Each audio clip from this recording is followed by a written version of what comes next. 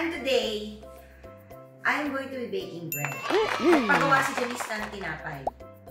This is bread that I make for everybody, pang dinner rolls, yung mga ganyan-ganyan lang.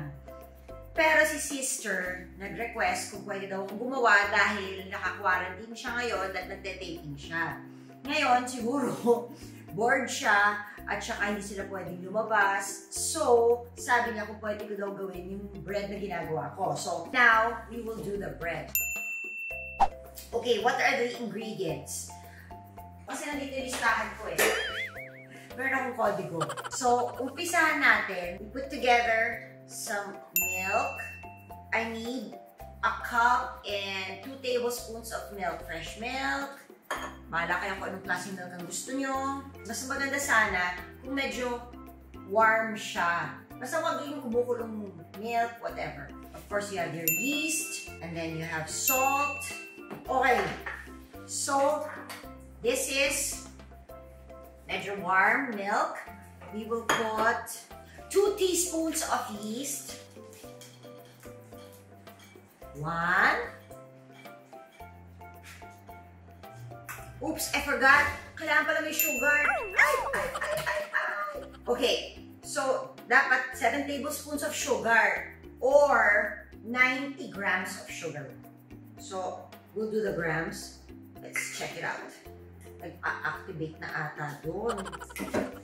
Kasi kailangan yung milk may konting sugar. There you go.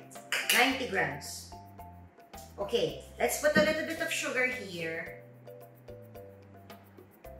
to help. So like I said, you need 2 teaspoons of yeast. Okay, so now let's mix it. And then we'll wait hanggang ma-activate yung yeast. Hayaan mo lang siya dyan. Maya-maya, magbabubble-bubble siya. Okay, now we need 4 cups of bread flour or 500 grams of bread flour. Ay, kabahin mo lahat. Ay, nalaglag. Nalaglag. Isa siya ang production number kapag nag-bake, no? By the way, your oven should be about 350 degrees to 375. Okay, so heat it up before anything else. Okay, so we need 500 grams of bread flour. You can do it like this. Okay guys, parang nagloloko lang ako pero serious naman ako sa ginagawa ko. I promise you. So we do this. Makikita nyo, nagbabubble-bubble na siya. Ibig sabihin na a-activate na yung yeast. It's activating. We will go back to that later. And then we need butter. Not so much, just a little bit of butter. We only need 50 grams. 50 grams of butter. So, syempre, mas maganda if your butter is unsalted. And here we have 50 grams sakto. If hindi nyo feel mag-weighing scale, pwede kayong gumamit ng tansya-tansya or you can have 3.5 tablespoons of butter. And then, of course, we need a teaspoon of salt. Now, the teaspoon of salt, put it in your flour, in your dry ingredients. A teaspoon of salt. And then, of course, you need an egg.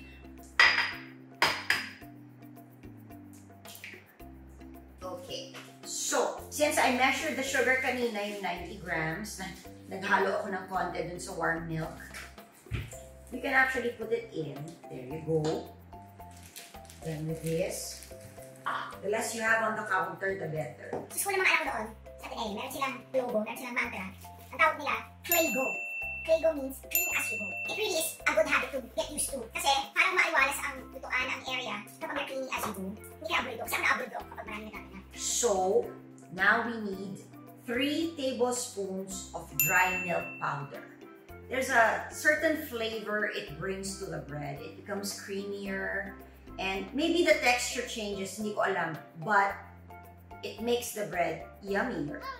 Okay, so we got here 3 tablespoons of milk powder. Sana yung hindi sweetened, just make sure it's not sweetened because that's not good at all. Okay, so 3 tablespoons of milk powder. Yan. What's good with bread is hindi siya as sensitive to make as mga cakes and frosting. That's why I like making this bread. Ang kailangan lang talaga, bantayan mo, yung pagra-rise ng iyong dough. Alright, so, eto na! Okay, I'm just gonna take a video of this. Ay! Kita ko yung sarili ko. Ayan. Bubbly na ang ating milk with the yeast. Okay, now it's time to go and use the mixer. So let's put everything together. First, let's put the milk with the yeast and the sugar, an egg. So just mixing yan. And now is the time to put our dry ingredients. So that would be the flour, the powdered milk, the salt, the sugar. Okay. Please use your dough hook, ah. Okay. So now, ito lang siya. Ayan na siya.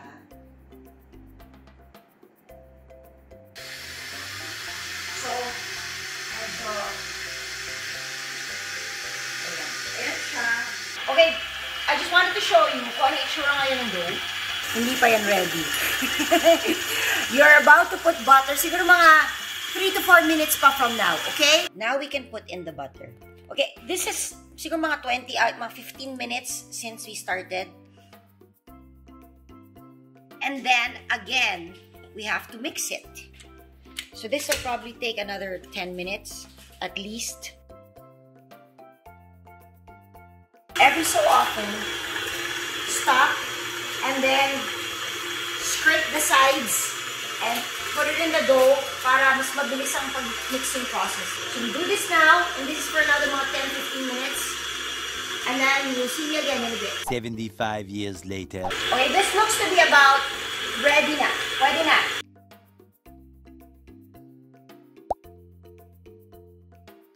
Okay. So, ayan na siya. So, this is about 15 minutes later. Another 2 minutes. Okay, I think we're ready. It doesn't stick much to the sides anymore. So, all we need to do is ball it up. Tapos, we can start proofing. So finally, our dough is ready. You just need to get the sides.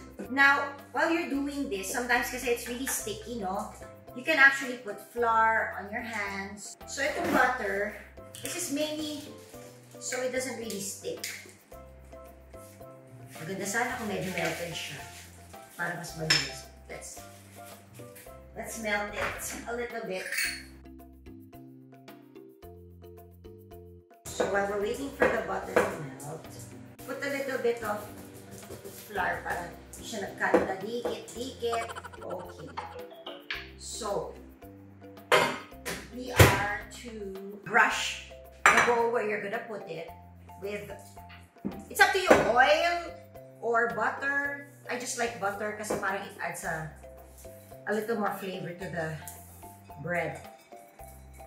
But really, you can just put oil. Fall. Mind you, hindi po ako expert, ah. I'm just a home baker. So, I'm sure kung meron ka nakikita mga faults and mistakes, well, too bad. So, here's the dough. Diyos ko, dadikit pa siya. Here's your...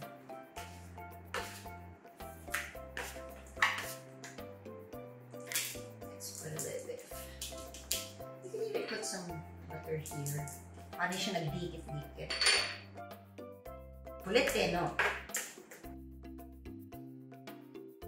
The less flour actually that you put when you're in this stage, the better kasi less ang pagiging dry ng bread niyo. Kasi hindi masyadong powdery, hindi masyadong dry yung dough.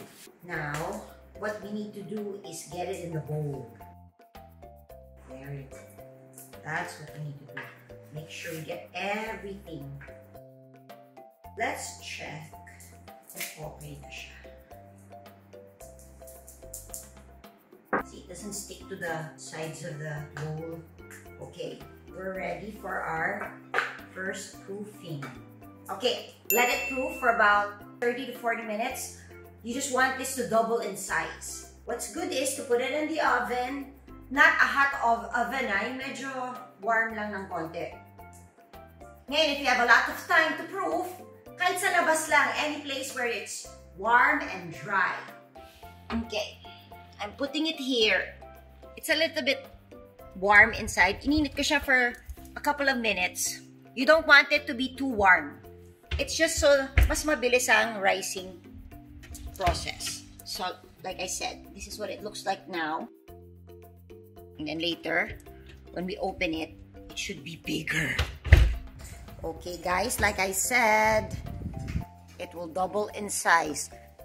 Charan! We are ready. Look, it really doubled in size. This is the reason why you're supposed to put butter.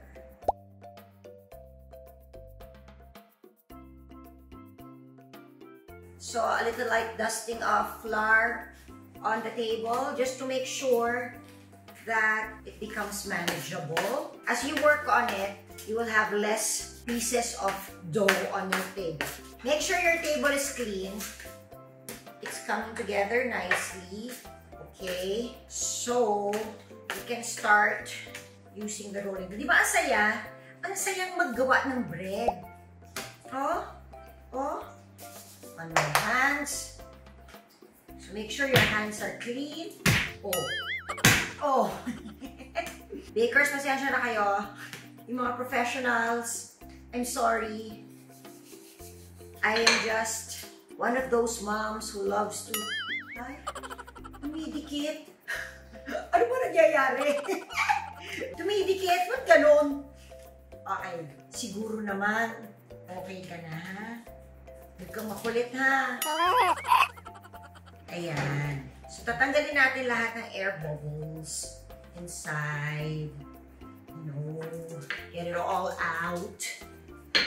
Habang nagra-rise siya, nagkakaroon siya ng bubbles. Ayan. So, I am continuing to knead the dough. Pag nagsishrink siya ulit, it means you have to rest the dough and make sure you get out all the bubbles, the air bubbles. Do that mga 7 times, 6 times if you like. Guys, I'm not an expert, so kung anong gusto nyo at kung mas marunong kayo, edi mas maigi. This is just a recipe that I've done siguro mga 5 years ago. Hindi naman, naman ako, mga 4 years ago. Yan. So we will let it rise. Pero before we let it rise, we will divide this into siguro 16 pieces. Depending on your pan, nasa sa inyo na yun. Kasi it will rise pa eh. Mahirap pala yung ginagawa mo to, tapos dumadaldal ka rin. Mahirap pala yun. Ang galing talaga ng mga chef na merong cooking show. Because it's hard to concentrate. In fact, pag nagluluto ako, pag nagme-measure ako, hindi ako dapat kinakausap kasi nawawala ako sa wisyo, nawawala ako sa bilang. So here, what we're gonna do now is hatiin natin siya. Actually, it would be good to use your weighing scale para uniform ang size niya. We'll put it here. So the weight right now is 854 grams. 854 divided by 15. 56.90. 56, 57. Okay, so now you will divide it.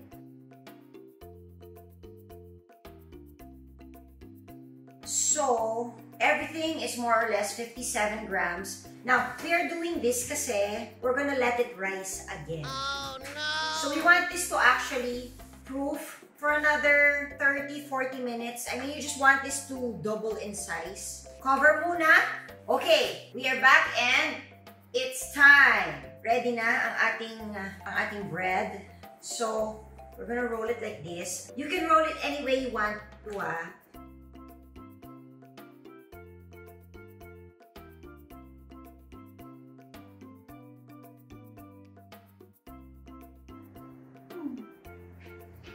Put it here. Do the same thing on all the others. We've done approximately 7 rolls na plain. For the next 8 rolls, what we will do is, maglalagay tayo ng corned beef. That's why I said kanina, if you're gonna make corned beef, make it dry. Ayan na siya.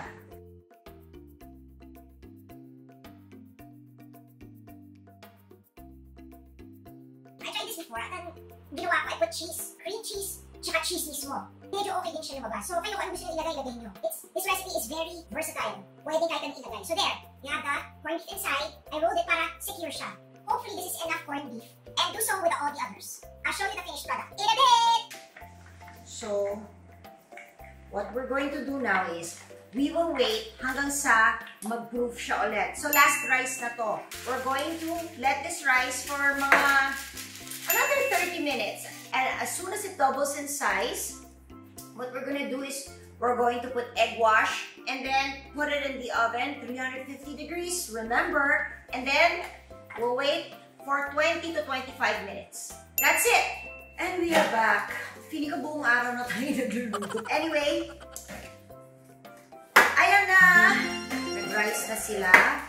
So, it'd be good to actually do an egg wash too. On top like that. You don't even have to if you don't want to. Parang kasi nakakadagdag lang ng ng tinatawag nating kinta pag meron. Tapos you just have to put it in a 350 degree oven for about mga 20 to 20 minutes lang. And you're all set, okay? I'll see you in 20 to 25 minutes. 346 minutes later. Ayan na siya! The bread. Actually, parang siyang bituka, no? But it is done. And, ayan. Janice is gonna have this bread. Sis, I made this bread for you. Try natin ang isa.